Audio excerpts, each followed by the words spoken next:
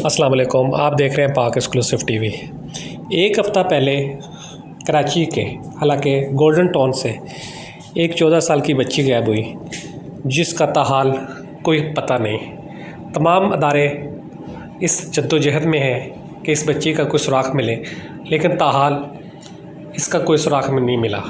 मुख्तलिफ़ कानून नाफिज करने वाले अदारे उनके घर का दौरा कर रहे हैं और मुख्तलिफ़ बातें पता कर रहे हैं। ये वो माँ है जो गुज़िश्ता एक हफ़्ते से किस तरह अपना गुजारा कर रही है और अपनी आँखें किस तरह बयान करूँ मैं कि वो अपनी बच्ची की राह देख रही है। सवाल ये पैदा होता है कि किसी की भी बच्ची घर से गायब हो सकती है, तो इस पर बजाय इसके कि मुख्तलिफ़ सहाफ़ी, मुख्तलिफ़ अदारे उनके वालिदैन से ऐसे ऐसे सवाल करें।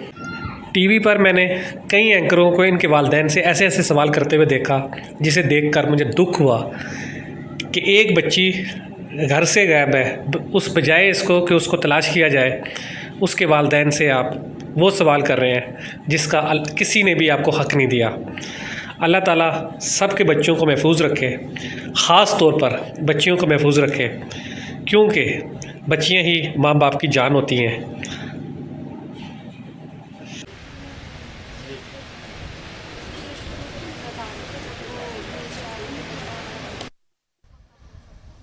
अच्छा, ये क्वेश्चन आप मुझसे करेंगी ये मैं? ठीक, स्टार्ट होगी।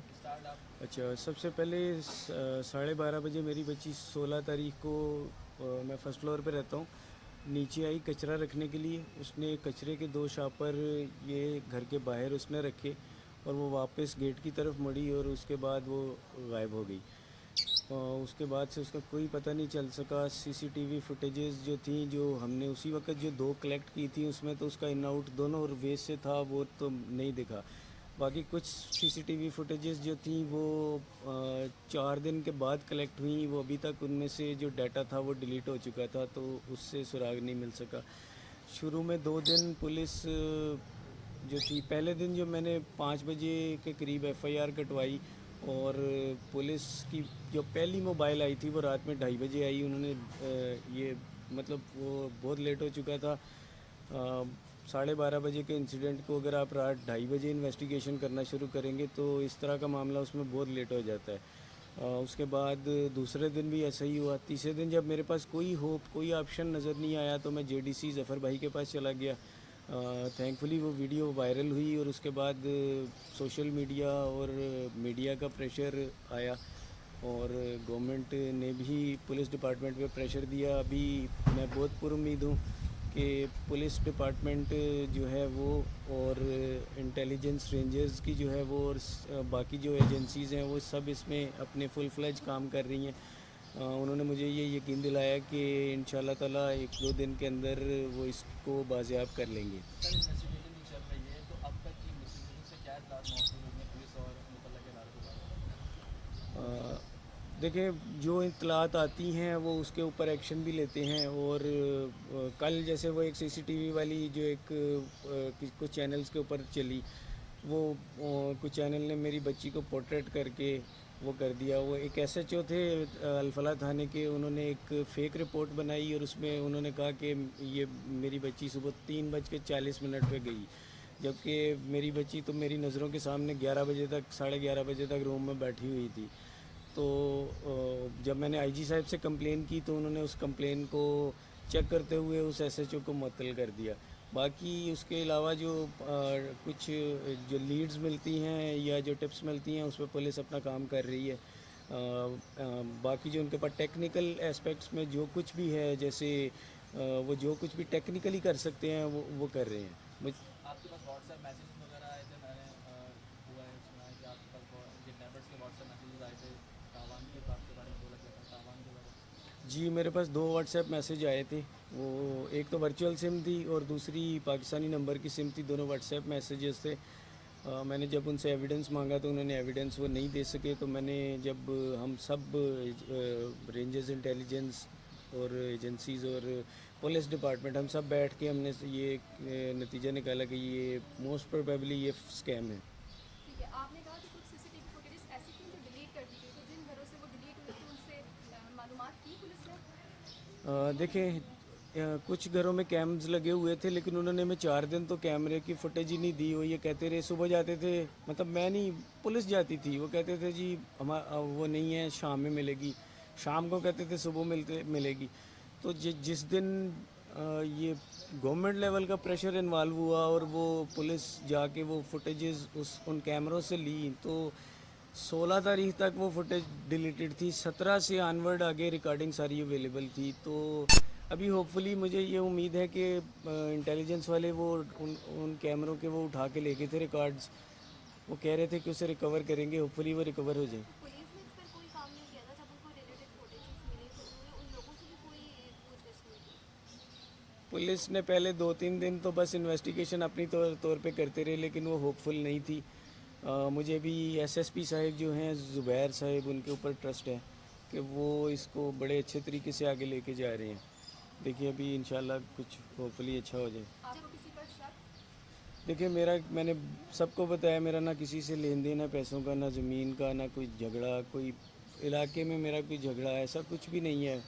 जो मुझे मतलब ये जो कुछ भी इंसिडेंट हुआ है, ये 100% गली की इन्वॉल्वमेंट तो थी। तो गली से ही बच्ची को गायब किया गया, तो 100% गली के अंदर जो मुझे मशकूक लगे वो मैंने बताए, तो उसके ऊपर वो काम कर रहे हैं जी। कोई ऐसा एनी शाहिद नहीं है जिसने गली में उसको देखा हो या उस टाइम पर वो कहीं पर जी बिल्कुल, गली में एक ऐनी शाहिद है जिसने उसे कचरा रखते हुए भी देखा। कचरा वो रख रही थी, नीचे उतरी, सामने वाले घर में एक लड़का था, उसने उसे देखा कि वो बाजी नीचे आई है, उसने वो कचरा रखा है और वो घर की दरवाजे की तरफ मुड़ी है। कहता है बस इतना ही मुझे नज़र आ सका, क्योंकि आगे उसके ऊपर शेड आ गया था। तो उसके बाद उसे भी नहीं पता, लेकिन एटलीस्ट इससे टाइम 12:30 पौने 1 जो उसने बताया, इसी टाइम पे कचरा रखा गया, वो तो श्योर हो जाता है। अच्छा, आप मुझे बताइएगा कि आपकी बेटी ने कभी किसी की शिकायत की थी कि कोई बिल्डिंग के अंदर उसको तंग कर रहा है या कुछ? नहीं नहीं, वो घर से बाहर जाती नहीं थी कभी भी। अकेली तो वो कहीं गई भी नहीं, ना बाज़ार, ना गलियों में, ना कहीं चीज़ लेने या गली के कॉर्नर पे तो वो गई नहीं। क्योंकि मैं भी कभी नहीं गई तो वो भी कभी भी नहीं गई, और ना ही हमारा ऐसा माहौल था कि बच्ची को अकेले भेज दिया जाए। मैं तो बल्कि नेबर्स को आप जाके पूछ सकती हैं, मैं उनको बोलती थी कि आपकी बच्चियाँ आधी रात को जाती हैं तो आप मत भेजा करें, माहौल नहीं है, अच्छा नहीं है। तो लेकिन ये कि ये मेरे साथ हो गया, मेरी बच्ची तो कहीं घर से बाहर 5 मिनट भी कभी नहीं गई, तो उसके बावजूद भी देखें इतना बड़ा हादसा हो आपने गया। आपने भेजा था या वो खुद से गई थी? नहीं, मैं मतलब मेरी काफ़ी हेल्प करती थी हर चीज़ में घर में, क्योंकि बड़ी बेटी थी, बड़ी बेटियां तो वैसे ही बड़ी हेल्प करती हैं। तो क्या कहते हैं, उसको हमने ही कहा था कि जब बेटे सोने से पहले बाहर रख देना, तो वो मुझे बता के गई है कि मामा मैं जो नहीं है, मैं अपने बिस्तर में लेटी हुई थी कि मामा मैं बिल्ली को खाना खिला लूँ और फिर उसके बाद मैं रख के मैं आती हूँ। तो वो बिल्ली को से खाना डाला हुआ था, बिल्ली को खिलाया, उसने अपने हाथ से खिलाया, वो क्योंकि वो छोटा बच्चा था, वो अपने हाथ एक एक दाना खाता था खुद। तो वो घंटा तकरीबन प्यार करना उसको, उसके साथ टाइम उसका गुजरता था। वो घंटा उसका तो उसमें ही लग गया होगा। 12-12:30 बजे से बच्चे ने बताया कि मैंने उसको देखा है, वो नीचे आई है रखने के लिए, तो वापस फिर वो घर की तरफ यूँ गई है और फिर कहाँ गई उसके बाद पता नहीं चला। बिल्डिंग में इससे पहले कोई ऐसा हादसा हुआ है? नहीं, हमारे एरिए में तो मैंने नहीं कभी सुना, लेकिन ग्रीन टाउन में अक्सर ये सुनते थे कि बच्ची अगवा हो गई, कभी शाह फैसल में हो गई, कभी कहीं हो गई। ये हम सिर्फ सुनते थे, मतलब टीवी पे देखते थे, लेकिन मैंने अपने एरिए में तो कभी नहीं कहीं देखा। मैं यहीं बड़ी हुई हूँ, तो हमारा तो नहीं था, लेकिन ये कि अब ये चीज़ इधर हुई है। तो बिल्डिंग के अंदर आपने मुझे बताया था कि आपको शक था जिन लोगों पर। जी बिल्डिंग के नीचे कुछ, चूँकि लड़के काफ़ी रहते थे, आना जाना था, उनके ऊपर ऑब्वियसली डाउट जाता है। मज़दूरों के ऊपर शक था कि ये कैसे हो सकता है कि एक बच्ची अगवा कर लेगी और मज़दूरों ने नहीं देखा। ये एक बड़ी रेयर सा चांस है। तो वो सब चीज़ें मतलब डाउटफुल लोगों में जो मुझे लगे, वो फर्स्ट फ्लोर, नीचे वाले फ्लोर वाले और मज़दूर और 1-2 घर और थे, उनके ऊपर। अच्छी बात यह है कि उन पे एक्शंस लिया गया।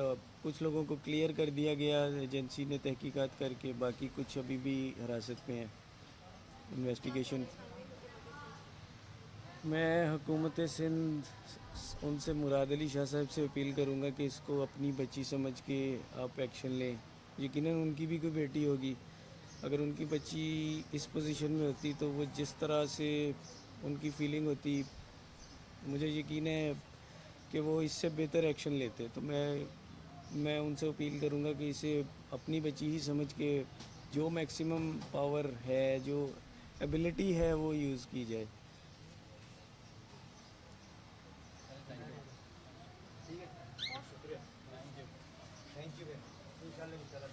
दुआ कीजिएगा बस कि उन पे भरोसे के साथ हम इतना जुल्म नहीं करते। तो एक इंसान के बच्चे को, किसी के बच्चे को, किसी की ख़ास तौर पे बेटी को आप दिल के टुकड़े को उठा के कैसे ले जाते हो? आपके अंदर इतना आपके मतलब कैसा दिल है आपका कि आप उठा के ले गए हो? इंशाल्लाह, इंशाल्लाह, सही सलामत।